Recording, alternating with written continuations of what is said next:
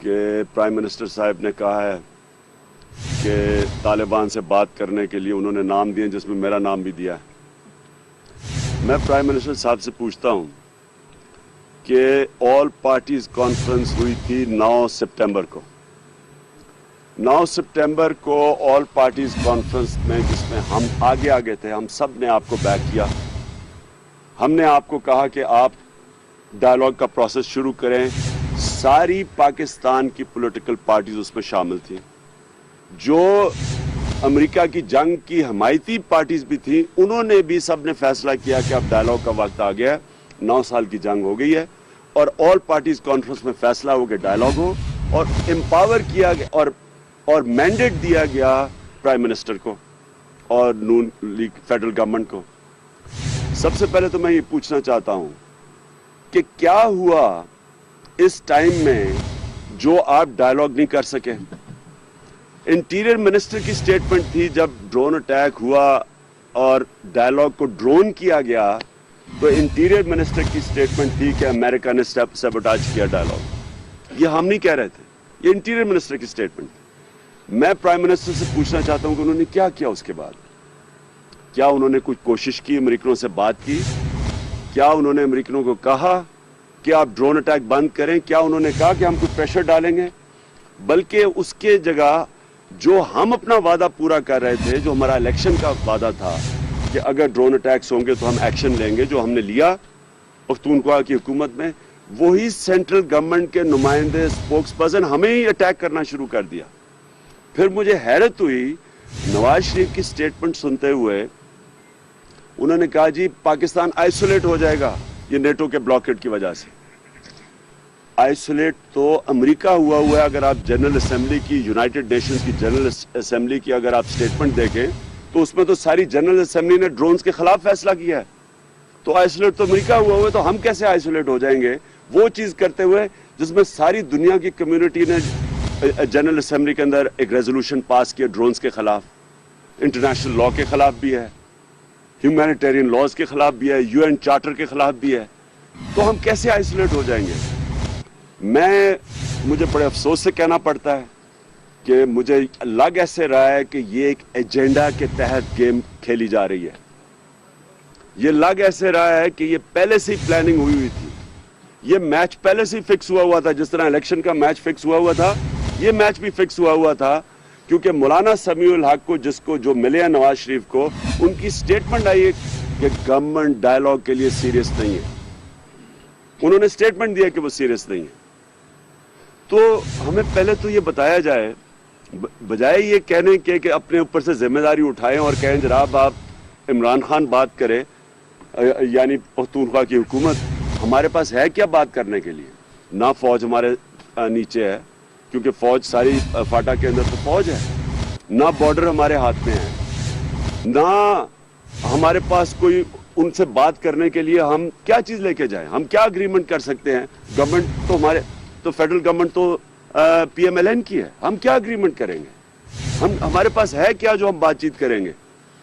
تو اس لیے بجائے یہ کہنے کے کہ جناب ہم جا کے بات چیت شروع کریں، جس کے پاس نہ اختیارات کچھ فاٹا ہے سینٹرل گورنمنٹ کے نیچے، میں یہ کہتا ہوں نواز شریف کو کہ آپ ایک آل پارٹیز کانفرنس کال کریں، ہمیں بتائیں، ساری پارٹیز جس نے آپ کو مینڈیٹ دیا تھا، ہمیں بتائیں کہ کیا آپ نے کوششیں کی ہیں، کیونکہ ہمارے جتنی ہمیں انفارمیشن ملی ہے، طالبان کی بار بار ایک ریکویسٹ آئی ہے کہ آپ ڈرون اٹیکس بند کرائیں، ہم بات چیت کرنے کے لیے تیار ہیں۔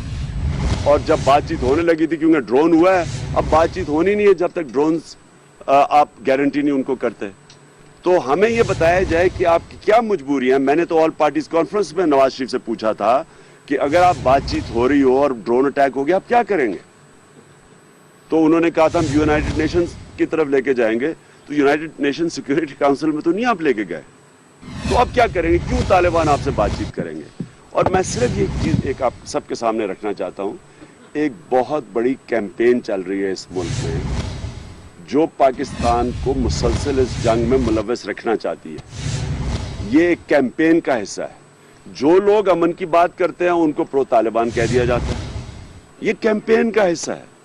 جو کہتے ہیں کہ جناب जंग लड़ो और ऑपरेशन करो जो 9 साल से हो रहे हैं, उनको कह दिया जाता है कि जी वो लिबरल हैं इस मुल्क के, और हमें कह दिया जाता है जो आज सारी पॉलिटिकल पार्टीज की हम बात कर रहे हैं, ऑल पार्टीज कॉन्फ्रेंस, ये चौथी ऑल पार्टीज कॉन्फ्रेंस थी 9 सितंबर को, आप सबको पता होना चाहिए, फैक्ट्स आपको सबको पता चलना चाहिए।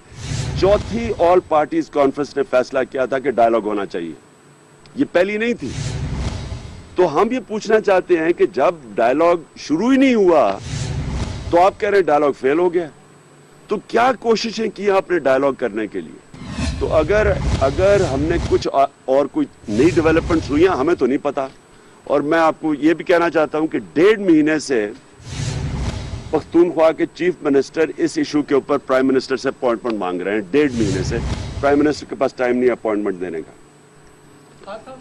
सबसे ज्यादा मुतासर जो सूबा है वो इस वक्त पख्तूनख्वा है, और वो 1.5 महीने से अपॉइंटमेंट मांग रहे हैं, उनको अपॉइंटमेंट नहीं मिल रही और हमें कहा जा रहा है कि आप डायलॉग शुरू कर दें। तो मैं इसलिए मेरा जो दूसरा आज जिस नुक्ते पे मैं बात करना चाहता था वो ये है कि ऑल पार्टीज कॉन्फ्रेंस कॉल करें और हमें आगाह करें कि 9 सितंबर और अब तक क्या डेवलपमेंट्स हुई और आगे क्या होगा और आपके क्या प्लान है। डायलॉग नहीं है तो और स्ट्रेटजी, और अगर डायलॉग नहीं है तो और स्ट्रेटजी क्या है? आपने जब इलेक्शन और दूसरे बताएं कि अमेरिका ने इमदाद जो है शकील अफरीदी की रिहाई से मशरूत कर दी है, क्या इमदाद देनी चाहिए पाकिस्तान में? पहले तो मैंने कभी भी ये नहीं कहा कि हम सड़कों के पे नहीं निकलेंगे।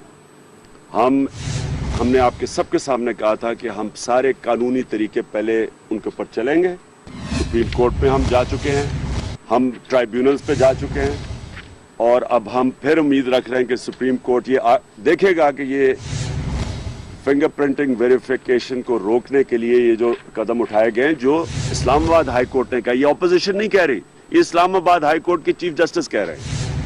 तो अगर तो हम इंतजार कर रहे हैं, मैं आपको आज कह रहा हूं, लोग मेरे से पूछते हैं जी हुकूमत अपनी मुद्दत पूरी करेगी या नहीं करेगी। हुकूमत के अपने ऊपर है, असल में तो महंगाई ले बैठी है लोगों को, और अगर हुकूमत इसी तरह कीमतें महंगी करती रही तो ये तो मैं आप कह रहा हूं कि लोग ही नहीं पूरी करने देंगे मुद्दत। लेकिन हम कोई इंटरफेयर नहीं करेंगे जब तक अगर हमें ये फिंगरप्रिंटिंग वेरिफिकेशन इन्होंने सही तरह ना की, जो अब तो हमें कोई उम्मीद नहीं है कि जो नया नादरा का हेड बनाया इससे कोई उम्मीद हमें कोई नहीं है। अगर इन्होंने ना की, हम फिर सड़कों पर निकलेंगे, और फिर मैं आज आपको कह रहा हूं तहरीक इंसाफ की माशाल्लाह स्ट्रीट पावर है, हम आपको अपनी स्ट्रीट पावर दिखाएंगे और फिर हम हुकूमत को नहीं चलने देंगे। साफ एक चीफ जस्टिस के लिए निकले थे, आज़ाद जुडिशरी के लिए, एक इस मुल्क में साफ और शफाफ इलेक्शन, अपनी जमहूरियत बचाने के लिए निकलेंगे।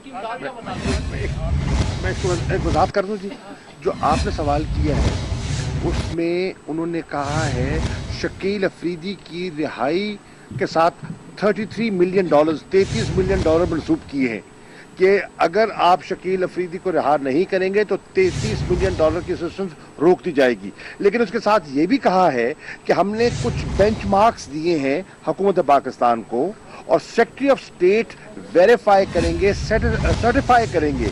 अगर वो बेंचमार्क्स पूरे होंगे तो इमदाद जारी रहेगी, नहीं तो इमदाद रोक दी जाएगी। वो बेंचमार्क